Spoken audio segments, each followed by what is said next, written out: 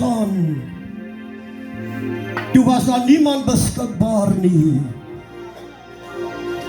Maar die lam van Golgotha het opgestaan en gesê, hier is ek, stuur vir my.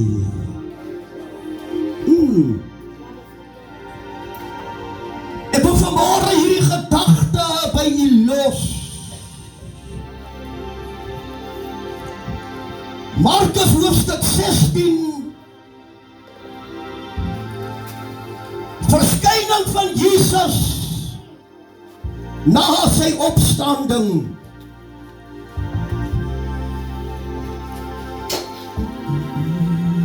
Kom ek lees vanaf vers 17. En vir die wat geglo het, sal hierdie tekens volg. In my naam sal hulle duiwels uitdryf, met nuwe tale sal hulle spreek, slange sal hulle opneem, en as hulle iets dodeliks drink, sal dit hulle geen kwaad doen nie. Op siekes sal hulle die hande lê en hulle sal gesond word.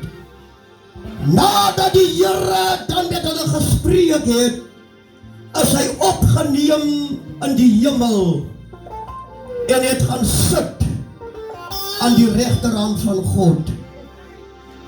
Maar hulle het uitgegaan en oral gepreek en die evangelie en die Here het saamgewerk en die woord bevestig deur die tekens wat daarop gevolg het. Kom ons staan op die bene.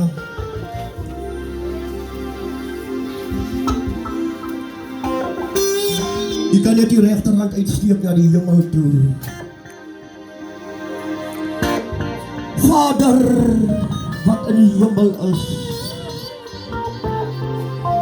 hier, Here, is die 7 maal gelouterde woord. Ek wil vanmôre so bid, Here, dat u woord sal kom seën. En Here, dat u woord vanmôre ingang in elke een van ons harte sal vind.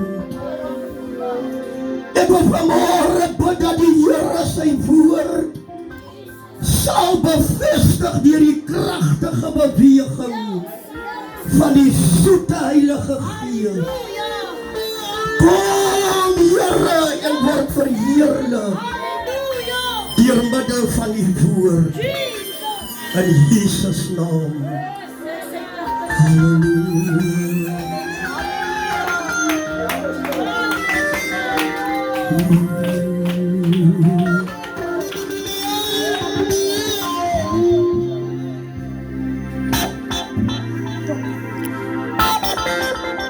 He's the lily of the valley, he's the brightest morning star, he's the very star, 10,000s to my soul. He's a beautiful rose of Sharon,